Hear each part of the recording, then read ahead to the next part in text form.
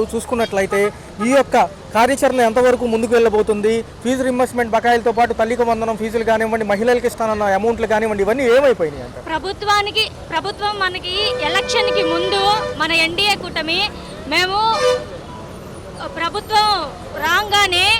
మన ప్రభుత్వం రాగానే నేను మీకు వసతి దీవెన ఇస్తాను, ఫీజు రింబర్స్మెంట్ రిలీజ్ చేస్తాము, జీవో నెంబర్ 77 రద్దు చేస్తాము, అమ్మకు వందనం ప్రోగ్రామ్ని మేము అమలు చేస్తామని చెప్పి ఈ పథకాలన్నీ మనకు లిస్ట్ అవుట్లా నీ 15,000 నీకు 15,000 అని చెప్పేసి ఇస్తామని చెప్పారు. కానీ ఈ రాజకీయవేత్తలు ప్రభుత్వాన్ని పథకాలు వాళ్ళకి పదవులు వచ్చేంత వరకు మాత్రమేనని మళ్ళీ ఇంకొకసారి నిరూపించారు. ఇన్ని రోజులు అవుతున్నప్పటికీ ఇప్పటికీ పట్టించుకోకుండా విద్యార్థుల పక్క నుండి ప్రతి విద్యార్థి కూడా హాస్టల్లో 3 పూట్ల తినాలన్న విషయం మీకు తెలుసు, కాస్మోటిక్ ఛార్జెస్ పెంచాలని మీకు తెలుసు, కానీ అది అమల్లోకి చేయట్లేదు. విద్యార్థి ఎంత ఇబ్బంది పడుతున్నారంటే ఈరోజు ఈ ప్రభుత్వం వచ్చిన తర్వాత పేరుకు మాత్రమే పథకాలు అమల్లోకి కాదు అన్న విషయం ఈ యొక్క ప్రభుత్వం కళ్ళకి కట్టినట్టు చూపిస్తా ఉంది. 7 నెలల పాలన అయిపోయింది, కొత్త సంవత్సరం వచ్చింది, ఉగాది నుంచి మళ్ళీ ఏదో కార్యాచరణ అంటున్నారు కానీ బడ్జెట్లు లేవని ఒక పక్క క్లియర్గా ఉంది. ఒక పక్క చూసుకుంటే ఫీజు రీయింబర్స్మెంట్లు అంటే అరాకొరగా ఇచ్చి ముందు భరోసా కల్పిస్తారంట విద్యార్థులకి, కాలేజీలకి. ఎంతవరకు న్యాయం అంటారు? ఈ ప్రభుత్వం వాళ్ళ ఇంట్లో ఉన్న వాళ్ళ ఆస్తులమ్మో లేకపోతే ప్రభుత్వ నాయకుల యొక్క ఆస్తులు తీసుకొచ్చో విద్యార్థులకు పెట్టట్లేదు. ప్రతి ఒక్క మనిషి కడుతున్న ట్యాక్స్ని తీసుకొని వాటిల్లే విద్యార్థులకి 1% మాత్రమే, ఇప్పుడు ట్యాక్సులు కట్టాట్లో 1% మాత్రమే ఈ విద్యా రంగానికి కానివ్వండి ఏ రంగానికైనా మీరు ఇస్తూ ఉంది.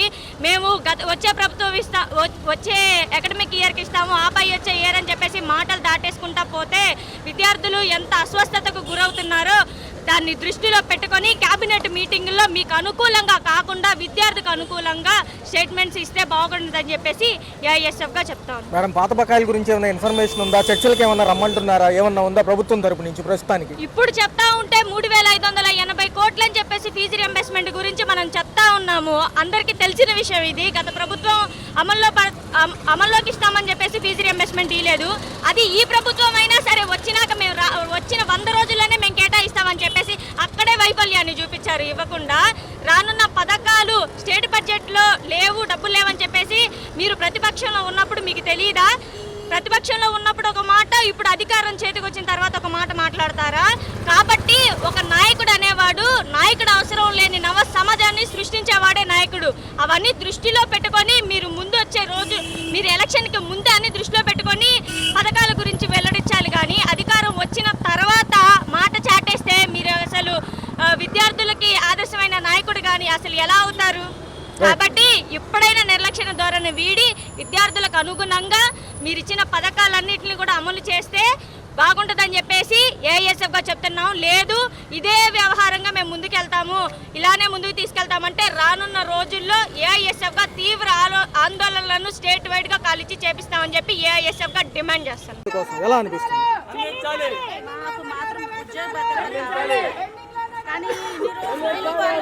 మనకి న్యాయం చేయలేదు, ఇంకా పోరాడమని ఇంకా మాలో ఉన్న ఓపిక తీసి మొత్తం బయట పెడుతున్నాము.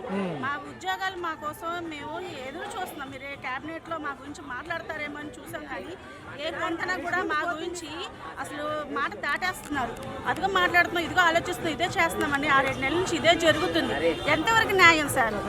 మేడం, చూసుకున్నట్లయితే ఏం మాట్లాడలేదు ముఖ్యమంత్రి గారు కానీ, విద్యాశాఖ మంత్రి గారు కానీ, ఇటుపక్క ఉప ముఖ్యమంత్రి గారు. ఈ సమస్య అనేది అసలు లేదన్నట్టుగా చూస్తున్నారు. ఎందుకంటారు? ఎందుకు ఉండదు సార్, ఉండాలి. ఎందుకంటే జీవో లేదు అన్నప్పుడు మరి ఎలాగ సార్ మీరు జీవో లేకుండా మాకు 10,000 ఇస్తామని హామీ అందుకు ఇచ్చారు. ఏంటి మీకు 5,000 ఏం సరిపోతాయమ్మని డిప్యూటీ సీఎం గారు ఎలా చెప్పగలిగారు? మేము మీకు ఉద్యోగ భద్రత ఇస్తామని చంద్రబాబు గారు ఎలా చెప్పారు? ఏ విధంగా మరి ఆడపిల్లలు మీరు నడి రోడ్డు మీద ఇప్పుడు భిక్షాటన చేసుకుంటున్నాం, ఎంత షేమ్గా ఉంటుంది.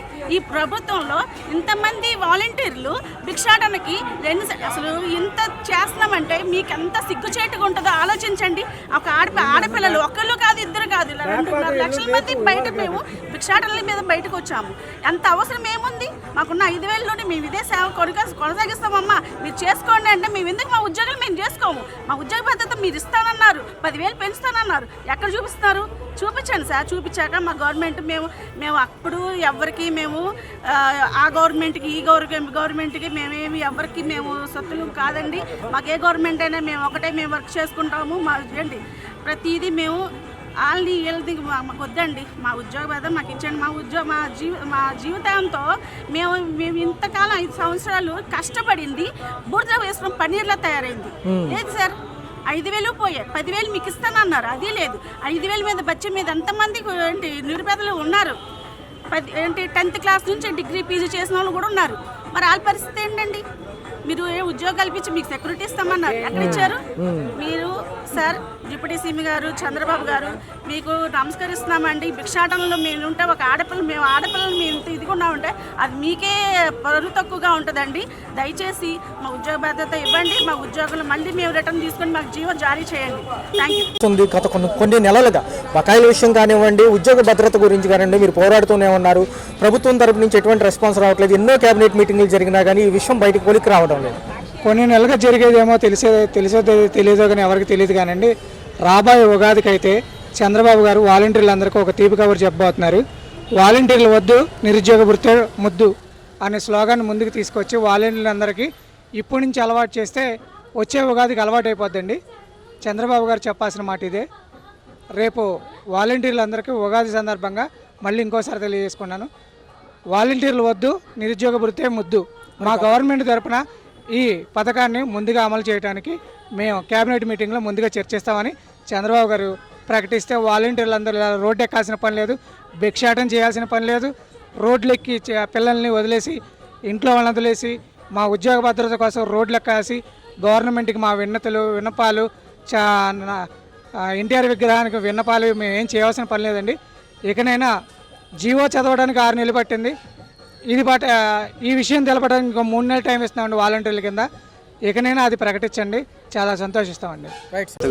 ఎలా అనిపిస్తుంది? గతంలో కూడా నిరసన వ్యక్తం చేసినప్పటికీ ఎక్కడా కూడా కార్యాచరణ అనేది ఏమీ కనపడటం లేదు. నిన్న క్యాబినెట్ మీటింగ్ జరిగింది, అక్కడ కూడా ఏం రెస్పాన్స్ లేదు. క్యాబినెట్ మీటింగ్లో ఎన్డీఏ కూటమి వాలంటీర్ల గురించి ఏమీ మాట్లాడకపోవడం అనేది చాలా దారుణంగా ఉంది. ఇది ఇంకా తీవ్ర రూపం దాల్చుకోకముందే మీరు 2,60,000 మందికి ఈ వాలంటరీ ఉద్యోగాలు మీరు ఇవ్వాలి అని చెప్పేసి ఏఎస్ఎఫ్ గా డిమాండ్ చేస్తున్నాం. ఈ రోజు భిక్ష ఆటం టీంతో మీరు రావడం జరిగింది. మరి పవన్ కళ్యాణ్ గారు ఎన్నో చెప్పారు, ఈ పక్క గౌరవవేతనం ఇచ్చి పెంచుతాం, మీకేం సరిపోతుంది అన్నారు చంద్రబాబు గారు. మరి వాళ్ళ అంశాలు ఎలా చూడాలి? మళ్ళీ ఒకసారి అనేక అంశాలు ఇచ్చారు కదా ఎలక్షన్స్ కు ముందు, వీళ్ళు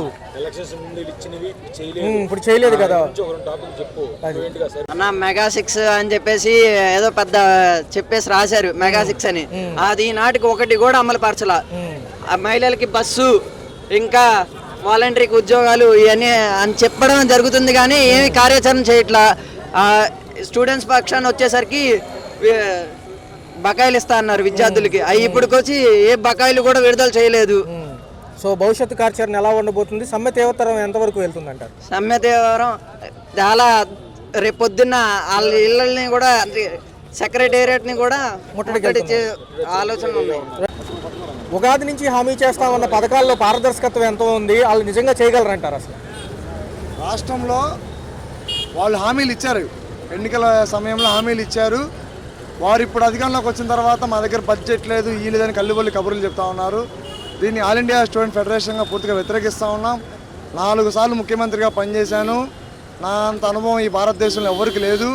నన్ను గెలిపించండి, నేను వచ్చిన వెంటనే ఈ రాష్ట్రాన్ని బాగుపరుస్తున్నటువంటి నారా చంద్రబాబు నాయుడు గారికి హామీలు ఇచ్చే ముందు తెలీదా అని చెప్పని ఏఎస్ఎఫ్ సూటిగా ప్రశ్నిస్తూ ఉన్నాం. ఎందుకంటే మీకున్న అనుభవరీత్యా ఈ రాష్ట్రం ఈరోజు ఈ రాష్ట్రంలో అభివృద్ధి లేదు, ఎక్కడ పూర్తి స్థాయిలో విద్యార్థులకి ఈరోజు ఉద్యోగాలు లేవనేటువంటి ఒక నిర్ణయంతోనే ఆనాడు ఓటర్లందరూ ఓట్లు వేసి కూటమి ప్రభుత్వం గెలిపిస్తే, మీరు మాత్రం అధికారంలోకి వచ్చిన తర్వాత గత ప్రభుత్వం కన్నా చాలా విద్యార్థులను మోసం చేసేటువంటిగా అడుగులేస్తూ ఉన్నారు. కాబట్టి మేము చెప్తా ఉన్నాం, తల్లికి వందనం లేదు ఈ విద్యా సంవత్సరం, మెగా డిఎస్సి లేదు, రియంబర్స్మెంట్ స్కాలర్షిప్లు లేవు, పేద విద్యార్థులకు ఉన్నత పీజీ విద్య దూరం చేసేటువంటి జీవో నెంబర్ 70 రద్దు చేస్తూ ఉన్నారు, రద్దు లేదు. మెడికల్ విద్యార్థికి ఎంబీబీఎస్ విద్య దూరం చేసే 107, 108 జీవో రద్దు చేస్తున్నారు, అది లేదు. యూనివర్సిటీల్లో ఖాళీగా ఉన్న పోస్టులు భర్తీ చేస్తూ ఉన్నారు, అది లేదు.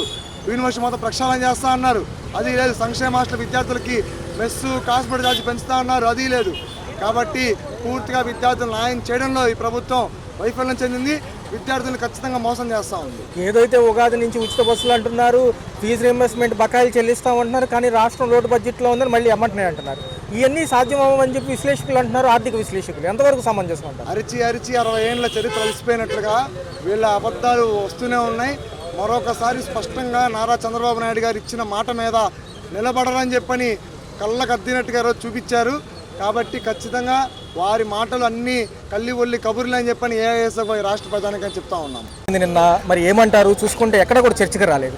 కొంత మటుకు ఇన్ఫర్మేషన్ ఉన్నప్పటికీ అది ఇంకా పారదర్శకంగా ఉందో లేదో తెలియట్లేదు. ఏమంటారు? పారదర్శకంగా ఉంది అంటే ఒక విధంగా చూసుకుంటే పాక్షికంగా ఇచ్చారు కానీ వాళ్ళైతే బహిరంగంగా ఏం అనౌన్స్మెంట్ చేయలేదండి. నిన్న మేమైతే వినతి పత్రాల సమర్పణ అనేది నిన్న ఎన్టీ రామారావు విగ్రహానికి కానీ సచివాలయంలో అడ్మిన్స్ కానీ ఇవ్వడం జరిగింది. మరి మేము 12:30కి కార్యాచరణ మొదలు పెట్టుకోవడం చేస్తే 3:30 కల్లా ప్రతి సచివాలయం అడ్మిన్స్ కి గూగుల్ స్ప్రెడ్ షీట్ అనేది ఇవ్వడం జరిగిందండి. ఆ గూగుల్ స్ప్రెడ్ షీట్ ఏమనేది అంటే మీకు వాలంటీర్స్ రిప్రజెంటేషన్ ఇచ్చారా లేదా, ఒకవేళ ఇస్తే ఎస్ అని లేకపోతే నో అని ఇమ్మన్నారు. మేము దగ్గర నిన్న 100 సచివాలయం పైన మేము విజయవాడలో యోగాలటానికి మేము ప్రయత్నించాము, సక్సెస్ఫుల్ చేశామండి. అయినా ఇవాళ రేపట్లో కూడా మిగతా 283 సచివాలయాలు కూడా మేము ఇవ్వడానికి రెడీగా ఉన్నాం, ఇవ్వబోతున్నాం కూడా అండి. ఇక మేడం మరి చూసుకుంటే తదుపరి కార్యాచరణ ఎలా ఉండబోతుంది? ఈ 3 రోజులు ప్రకటించిన డేట్లో ఏమేమి చేయబోతున్నారు? నిన్న చూసుకుంటే వినతి పత్రాల సమర్పణ అయిపోయిందండి. ఇవాళ 3వ తారీఖు చూసుకుంటే మోకాల దండపై నిరసన వ్యక్తం చేస్తూ భిక్షాటన ప్రోగ్రాం మేము ఇక్కడ నిర్వహించడం జరిగిందండి. భిక్షాటన ప్రోగ్రాం మెయిన్ దాని రీజన్ ఏంటంటే మాకు గత 7 నెలల నుంచి మా యొక్క గౌరవ వేతనాన్ని ఇవ్వకుండా మమ్మల్ని నడి రోడ్డు మీద నిలబెట్టారు. కాబట్టి ఒకసారి మమ్మల్ని ఆదుకోండి బాబు గారు అని చెప్పి మేము ఈ నిరసన వ్యక్తం చేయబోతున్నాము. రేపటి కార్యాచరణ చూసుకుంటే బ్యాక్ టు వాక్ యూటర్న్ అంటే మనకి ఎన్డీఏ కూటమి గారు ఎన్నికల ముందు మనకు ఒక మాట ఇచ్చారు, మీకు ఉద్యోగ భద్రత ఇస్తాము, ఎన్నికల ముందు మీకు ఇచ్చిన వాగ్దానం నెరవేరుస్తానన్నారు. మరి ఆ వాగ్దానాన్ని ఇవ్వకుండా ఆ మాటని వెనక్కి తిప్పుకున్నారు, అంటే యూటర్న్ తీసుకున్నారు. యూటర్న్ తీసుకుందే కాకుండా ఇచ్చిన మాటను వెనక్కి తీసుకున్నట్టుగా చేస్తున్నారు. కాబట్టి మేము బ్యాక్ టు వాక్ అనే ప్రోగ్రామ్ చేయబోతున్నామండి. మేడం గారు చూసుకుంటే తదుపరి కార్యాచరణలో కనీసం ఇన్ఫర్మేషన్ సెక్షన్కి సంబంధించి మీ బకాయిలకి ఏమన్నా ఉందంటారా, లేకపోతే అది కూడా ఇంకా పెండింగ్లోనే ఉంటాయి అంటారా?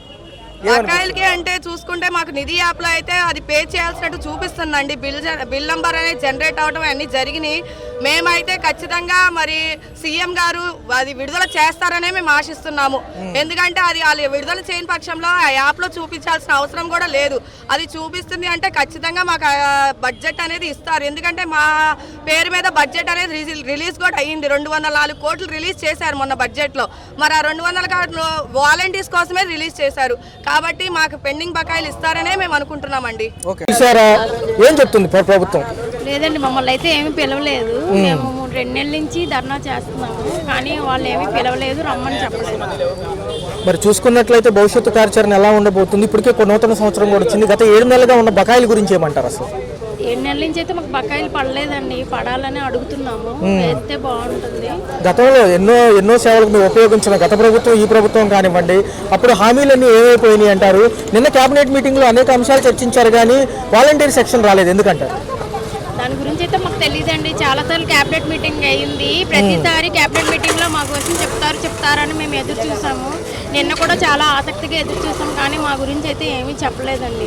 పర్టికులర్గా ప్రభుత్వాలకు పనిచేస్తే పార్టీకి పనిచేసినట్టుగా క్రియేట్ చేస్తుంది ఈ ప్రభుత్వం. వచ్చే ముందు 10,000 పెంచిస్తామన్నారు గౌరవ వేతనం, దాని గురించి అయితే పనిచేయలేదండి. మేమైతే ప్రజల కోసం సేవ కోసం పనిచేసాము. మీకు అంతగా డౌట్ ఉంటే ప్రజలను అడగండి. మీరు వాలంటీర్స్ కావాలంటే మీరు పెట్టండి, ప్రజా సర్వే చేయండి. జీవో లేదు అనే ఒక నెపంతో మిమ్మల్ని ఇబ్బంది పెట్టడం ఎంతవరకు సమంజసం? ఈ ప్రభుత్వం జీవో లేనప్పుడు ముందు హామీ ఇవ్వకూడదు కదా. 10,000 ఇస్తాం, మిమ్మల్ని కంటిన్యూ చేస్తాం, ఉద్యోగ భద్రత కల్పిస్తామని హామీ ఇవ్వకూడదు కదా. హామీ ఇచ్చారు, ఓట్లు గెయించుకున్నారు, గెలిచిన తర్వాత అలా చేయకపోవడం కరెక్ట్ కాదు కదా. దీని మీద మేము బయటికి వెళ్ళి చేయడానికి కూడా లేదండి. మార్నింగ్ వెళ్ళి ఈవినింగ్ రావాలి, పిల్లలతో అవ్వట్లేదు. ఇదైతే మేము ఇంటి దగ్గర ఉండి చేసుకుంటూ ఉండేవాళ్ళం. భవిష్యత్తు కార్యాచరణ ఎలా ఉండబోతుంది? త్వరితగతిన దీని మీద ఎటువంటి రెస్పాన్స్ రాకపోతే ఇంకా సమ్మె తీవ్రతరం ఎలా చేయబోతున్నారు? ఇంకా చాలా తీవ్రంగా చేస్తామండి. ఈ 3 రోజులు ప్రకటించారు, నిన్న వినతి పత్రం ఇచ్చారు ఎన్టీఆర్ విగ్రహానికి. చాలా రిక్వెస్ట్ గా చాలా గౌరవంగా అడిగామండి, ఇస్తారు చేద్దామని. వాళ్ళు ఏమీ ఇంకా రెస్పాండ్ అవ్వలేదు. మరి రేపు 27వ తారీఖు జగన్మోహన్ రెడ్డి గారు కూడా రాబోతున్నారు ప్రజల్లోకి. అప్పుడైనా మీ సమస్యను ఆయన ముందు తీసుకెళ్లబోతున్నారు గత ముఖ్యమంత్రి కాబట్టి? తీసుకెళ్తున్నామండి. ఫస్ట్ పెట్టిందే ఆయన కదా, ముందు సమస్య తెలియాలి కదా. పవన్ కళ్యాణ్ గారి రెస్పాన్స్ ఏమైనా ఉందా అసలు దీని మీద? మాట్లాడలేదు. తరఫున కూడా రెస్పాండ్ అయితే ఏమీ లేదండి. టీడీపీ తరఫున విద్యాశాఖ మంత్రిగా ఉన్న లోకేష్ గారు ఏం మాట్లాడలేదు. ఎవరు ఏమీ మాట్లాడట్లేదు. Right madam, right.